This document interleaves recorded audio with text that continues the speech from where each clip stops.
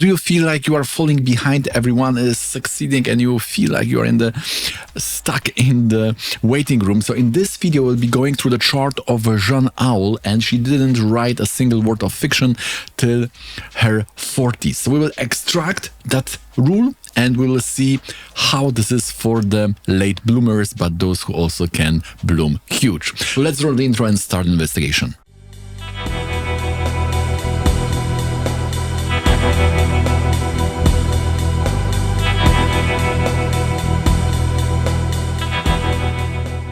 If you are here the first time, my name is Rafał Gendash. I'm practicing Vedic astrology under the guidance of my teacher, V.C. Larsen, and we belong to Shri Achyutananda Parampara, which is having a huge tradition. And I've also graduated in the 3 main courses for Vedic astrology, which is the Parashara, Jyotish course, Mantra Shastra, and of course the Jaimini Upadesha Krita Sutra. We have 5 points. The first one is very important because it connects a very important factor, which will help us to determine if you are the late bloomer. The first one is quite important because if you are doing the main switch and the wind of karma is not going with you, then you may lose the energy, the money, the resources, and so on. And Jeanne Owl was 40 years of age. She was at the top of that corporate work where she was a manager, and also before that she did that technical writing. This will be important for the Dashamsa rectification.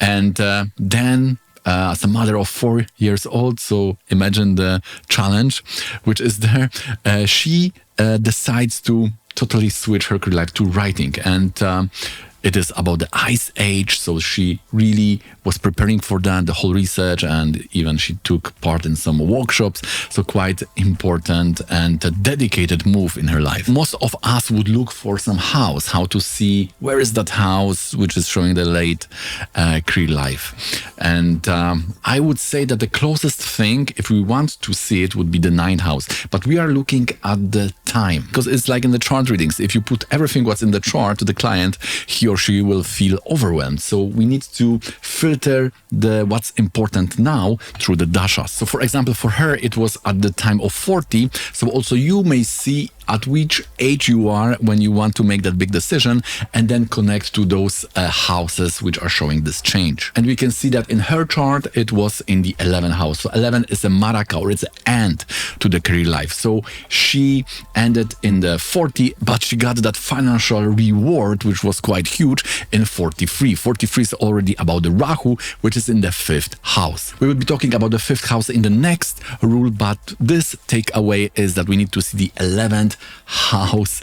Are you now at that age when this house get activated? So it may be through conjunction, through adrishti, and through many yogas. Sometimes there will be many ages, like you may have Moon Mars, which will be 22, 27, and in each of these ages, this will be something important, some kind of milestone in your career life. Now the question is how to know that there will be something after the ending. Is it something waiting for us? And this is again broadness, but we need these broad rules at the beginning, because there will be many narrow ones. So we need to start from something bigger to exclude many of those smaller, and then we have only few options to choose. So we are always trying to get such type of approach to Vedic astrology, which starts from the broad one and then narrows down. The question is, do we have that nice karmic now backdrop for this switch? Are we landing on the good land? Because the 11th house was about the ending,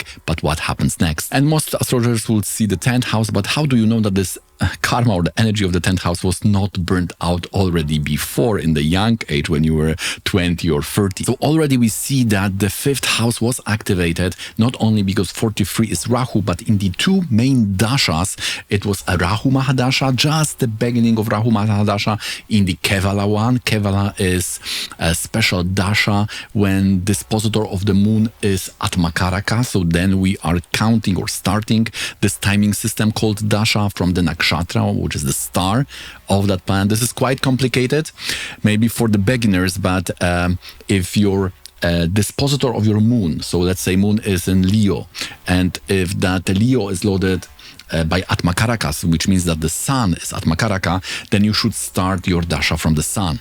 This is very traditional, secret technique to get much better understanding of what's going on, because you will be in totally different period now, which will be much more aligned with the reality you are going through. Yeah, so it was 43. It was Moon Dasha. In the normal Vimshotir, it was Rahu. So you can see that Moon Rahu, and that is all about the fifth house. And why philosophically? Because the fifth house is related to your middle part. So if you are changing that in that middle part, then look for this Raja Yogas or for something big in that house. Here we can see that the 10th Lord Moon, because Moon Lord's Taurus, is in that fifth house with the 7th Lord, which is the node. So then we have this connection of the Trikona and the Kendra. Okay, we are landing fine, but maybe we are landing at some kind of nice, huge retirement money. Are we continuing the work? Is the office prepared for our next move? This is what we are looking for now. So when it comes to responsibility of the Jeanne Owl, of our example person, she was also into this creative writing related to technology, but also she was into the assigning or allowing the risk financial decisions. So both, but from different sides, are activating this Mercury and Mars. We can see that they must be in the 2nd, 6th or 10th. So we are moving the ascendant to the Scorpio to have this Mercury and Mars in the 2nd house. And we will see how this is then aligning with everything else in her career life. So how to see that your career life is prepared for you? Most astrologers will just see the Rasi chart. Are you in that period? Maybe transits, right? Because a lot of Vedic astrology is westernized, because there is not much on the open sources about the traditional astrology. So we would look for a transit. Is it activating 10th house, the 5th house, and so on. But the traditional approach would be to open the Dashamsa directly and see what is there, how the office or how the environment is prepared for our move. It's like, imagine you told your family about all that career change in your life, and then somehow your partner is calling the company or the boss, and they tell him that, no, we don't know anything. So then you find out that your partner is scamming you, right? So also the environment, also the company has to be prepared for that change. It has to invite you in that part. So the world, which is the Varga chart, here the Shamsa is for the work, must also be ready for that move. And this is what we are looking for now. The period in which you are now must be well placed. So we can see that here the moon is exalted in the 7th house. Rahu is also exalted there.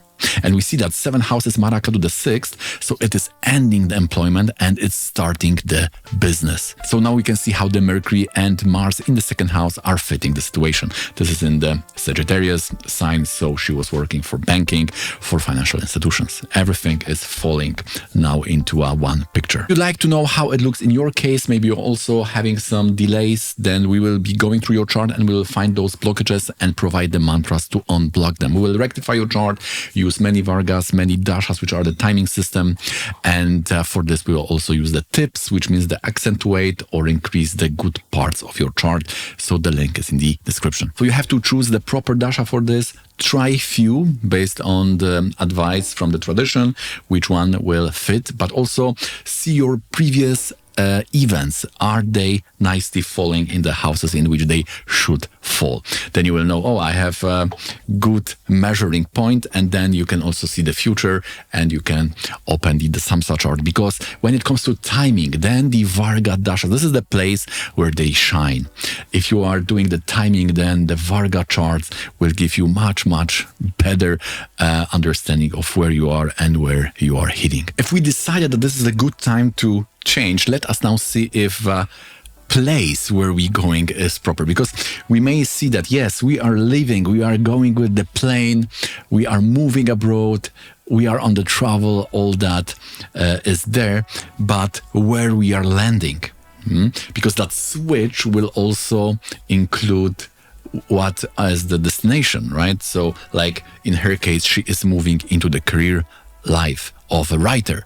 So also if we have decided about our transformation of career life, we have also probably that endpoint. So how to check that? Because that will also determine if that is a big ingredient of that whole transformation being successful or not. And if you know a little bit Navamsha, probably you will see planets in the trikona to the Navamsha. This is partially right.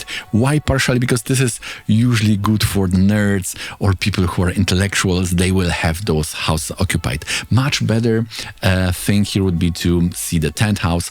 Are these career shift?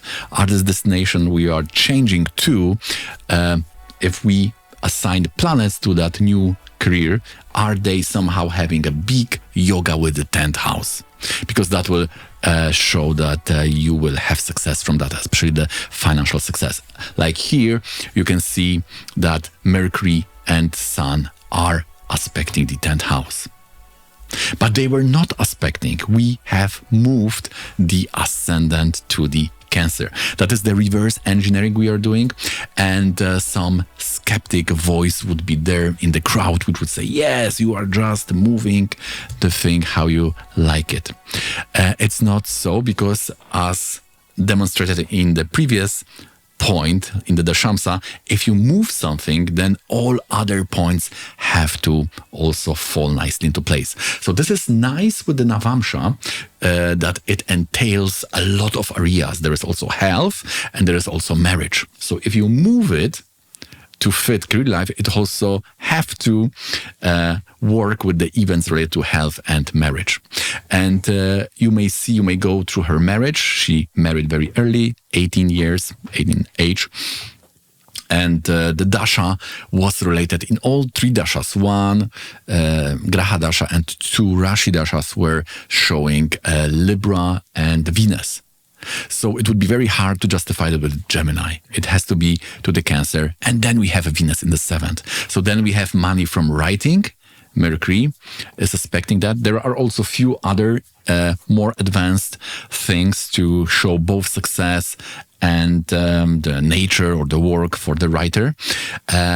But the 10th house is definitely a very important point here.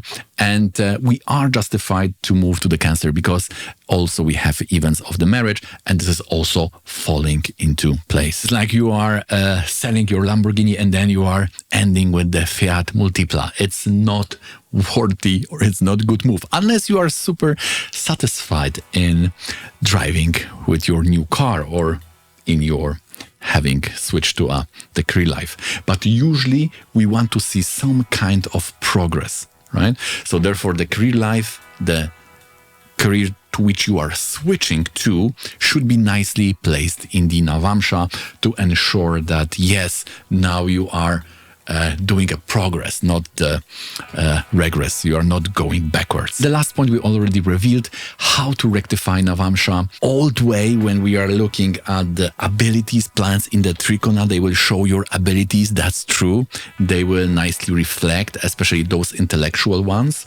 But this may be a gray area. For example, yesterday I was rectifying the chart of a client, and she had Sun in the 1st house in Cancer, and I said, are you into music? She said, yes, I play piano, right? So now, is it a skill? Is it a real something? She's into it, right? So there is this, it's hard to find, or it's better to find those rules when you have a real falsifiable and demarcation points in which you can get a binary answer like yes and no. Like, for example, the time of surgery or marriage, things like that. So based on those dashas and based on those timing for those mothers, sometimes it is better candidate to opt for some option in your Navamsha. But there are other situations when you will get very lucky with the house placement. So you also have to be flexible in your rectification. So without Varga chart like Navamsha and Dashamsa, we are always at the 50% accuracy. So it's like flipping the coin. Therefore, people are not taking Vedic astrology or any astrology seriously because it is not overcoming that threshold of chance. We have to also admit that when people are talking astrology, they don't have in mind this Vedic analytical astrology with many Varga charts, with many dashas, with many levels like Arudas, which is quite scientific, at least in the method, how it is going through the symbol, to the idea, to the conventional knowledge. So this was the timing approach and also landing approach. There are a few more rules to check. If you want to learn them, you can go back to a quite old video of mine about the same topic, to which you can switch just clicking here.